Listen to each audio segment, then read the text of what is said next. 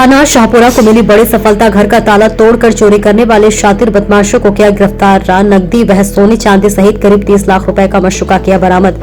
फरियादी द्वारा 20 मार्च 2025 को शिकायत की गई कि मैं और मेरा परिवार 18 मार्च 2025 को बाहर गए थे और 19 मार्च 2025 को रात्रि 10 बजे वापस लौटे तो देखा कि हमारे घर का ताला टूटा मिला।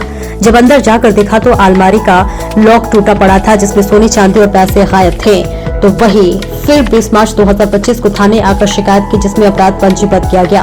विवेचना के दौरान थाना शाहपुरा हबीबगंज रातीबड़ के थाना प्रभारी द्वारा टीम बनाकर सीसीटीवी फुटेज खंगालते समय जिसमें 3 लड़के दिखाई दिए। आरोपी आशुतोष श्रीवास्तव, दूसरा आरोपी जितेंद्र उर्फ जीतू एवं तीसरा आरोपी धर्मेंद्र उर्फ मनीष प्रजापति को घेराबंदी करके पकड़ा गया।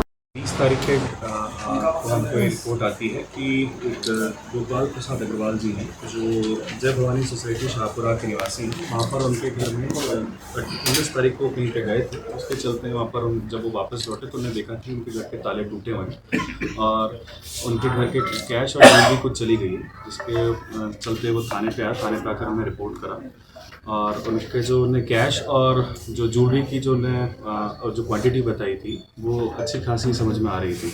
तो जिसके चलते तुरंत ही थाना शाहपुरा में अपराध पंजीबद्ध कर तुरंत टीम्स बना करके वरिष्ठ अधिकारियों द्वारा टीम्स रवाना की गई और जिसके चलते फिर हमें हमारे सोर्सेज से और बाकी जो टेक्निकल एनालिसिस के बेसिस पे हमको पता चला कि कुछ 2 सस्पेक्ट्स हैं, 2 प्राइम सस्पेक्ट्स हैं, जिसके पीछे हमारी टीम ने वर्कआउट करके उनको पकड़ा और वर्कआउट करने पे अब जब हम उसको पकड़ा तो हमारी जो कोशिश है वो हमें समझ में आया कि ये हम सक्सेसफुल हुई है और वो चोरों ने कबूल भी किया कि ये जो चोरी है उन्होंने ही उस वारदात को अंजाम दिया था। इसमें इंटरेस्टिंग स्टोरी ये बात थी कि जो चोर थे वो जो फरियादी हैं उनके बेटे का ही मित्र थे, जिसको खुद पता था कि जो परिवार है, जो फरियादी परिवार है वो उक्त दिनांक को या घटना दिनांक के दिन ओमकारेश्वर जाना था उसको और वो चूँकि वो बचपन का दोस्त था तो उसको सारे घर के वेयर अबाउट्स पता थे कि कहाँ पर ज्वेलरी है कहाँ। तो हम भी उसे पता लगा रहे हैं, पर पहले भी शायद हो सकता है कि मैं उनके पास में जाता रहा हूँ। चूँकि इंदौर में एक स्पेसिफिक अगर एक सुनार के पास में जा रहा है तो कुड भी ए पॉसिबिलिटी कोई करेक्शन हो सकता है जो पुलिस उसको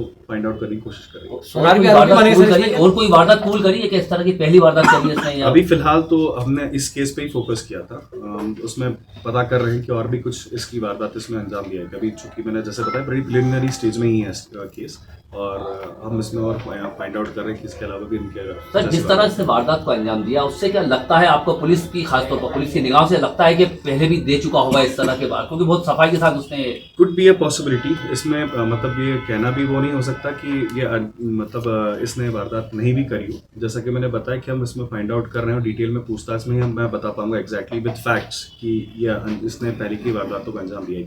सुनार को भी आरोपी बनाया गया है क्या इसमें? अभी हम फाइंड आउट कर रहे हैं कि सुनार को जानकारी इसकी डेलिबरेटली थी कि नहीं थी और उसने ये अनजाने में। जितेंद्र आशुतोष श्रीवास्तव मुख्य आरोपी और उसका सह आरोपी जो है वो उसका भी मित्र है, तो उसने उसको इन्वॉल्व किया घटना में और उसके बाद में दोनों ने मिलकर के इस वारदात को अंजाम दिया।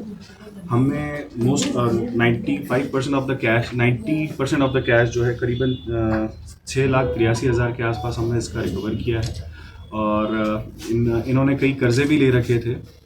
आशुतोष ने जो कि मुख्य आरोपी हैं उन्होंने कई कर्जे भी ले रखे थे और जिसमें से ये बात अभी हमको पता चली है कि उसकी गाड़ी भी कर्जे भी थे, तो उसने अपने जो कैश उनको जो मिला था कुछ पैसे उस गाड़ी गिरवी के लिए उसने लिए, कुछ कैश उसने कुछ यहाँ पर एक पिपलानी में एक व्यक्ति है उसके पास में हैंड ओवर किया था।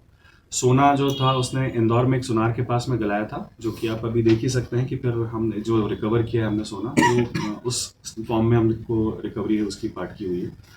इस पूरी कार्रवाई में वरिष्ठ अधिकारियों के मार्गदर्शन में हमारे डीसीपी साहब के द्वारा जो टीम्स बनाई गई थी उसमें टीआई संजीव चौक से जो हबीबगंज टीआई हैं, टीआई शाहपुरा ऑब्वियसली जिनके का मामला ही था और उनकी टीम ने और प्रभारी टीआई रातीबड़, इनके टीम्स ने अलग अलग दिशाओं में इसको प्रॉपरली टेकअप कराया और अपनी अपनी टीमों के साथ में इसको इस वारदात का खुलासा किया।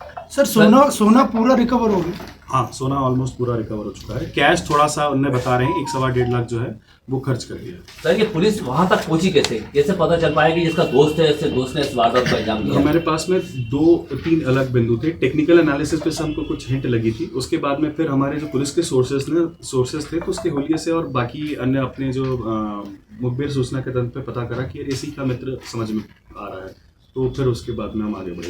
सर आरोपी ने कर्जे की वजह से ही चोरी की थी या इससे पहले भी चोरी की वारदातों को अंजाम दिया? अभी वो हम पता लगा रहे हैं, पर अभी तो मुख्य था उसके जितनी भी प्रिलिमिनरी जो पूछताछ हुई उसमें पता चला है कि उसके ऊपर भारी कर्जा था, जिसके चलते इसका पारिवारिक बैकग्राउंड क्या है?